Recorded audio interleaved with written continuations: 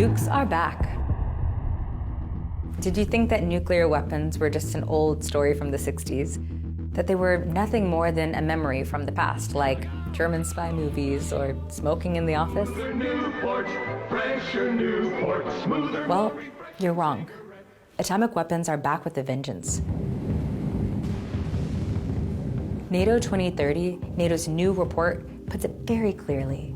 NATO continues to play a crucial role in maintaining both conventional and nuclear deterrence. Both conventional and nuclear firepower capability. Nuclear weapons have been a crucial pillar of NATO's collective defense from the outset. And those who thought that the Cold War was a thing of the past are also wrong. The report clearly states, today, NATO faces two systemic rivals, Russia and China. History is repeating itself. The world is caught up in a new arms race driven by NATO. But what is NATO and what happened with the Cold War? How did that go? Oh, smoother Newport, fresher Newport, smoother, more refreshing cigarette. The Cold War began as the Second World War ended. Much of the world was divided into two camps, the capitalist West and the communist East. Together, they had defeated Hitler's fascism, but immediately afterwards, relations broke down.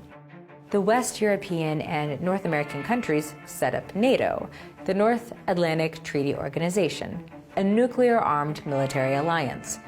A peace project, they said, to unite against the communist threat. The NATO narrative was simple. If you make trouble with one of us, you make war with all of us. It was the start of a disastrous arms race.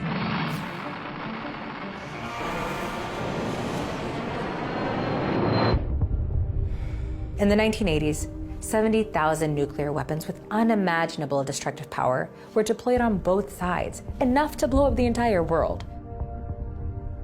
Doesn't sound very safe, does it?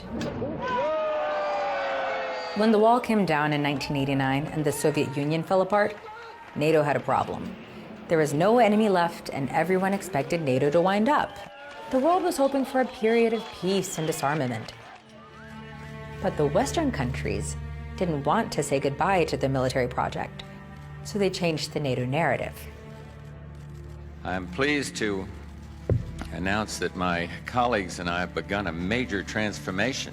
NATO rewrote its own mission statement, from being an alliance for mutual defense to one with the freedom to intervene in other parts of the world. Since the end of the Cold War, NATO military interventions have taken place in Yugoslavia, Afghanistan, and Libya.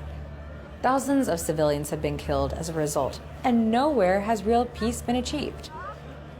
NATO countries also give support to inhumane regimes, such as Saudi Arabia, which has been waging a brutal war in Yemen since 2015, and is the major buyer of European and American weapons.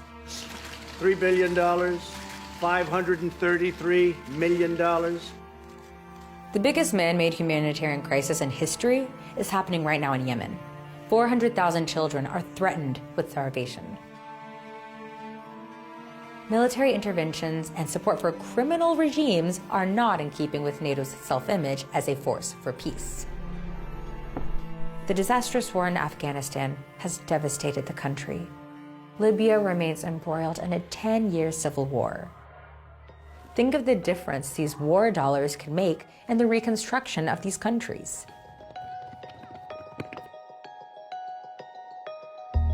Today, military expenditure is higher than ever before.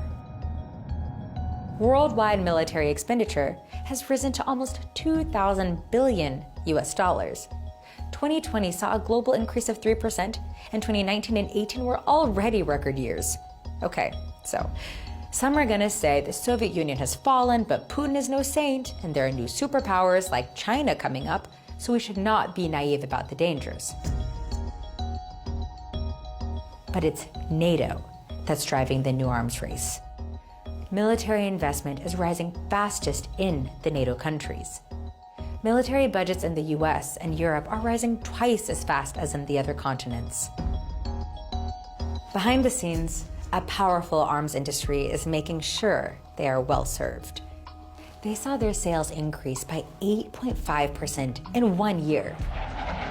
For years, the so-called Russian threat has been cited as the reason for increasing military spending, even though Russia's military budget is barely 7% of NATO's. It is no surprise that NATO is facing more and more opposition. Protest movements are springing up all over the world, and public opinion is tilting. 80% of Europeans are resolutely against nuclear weapons.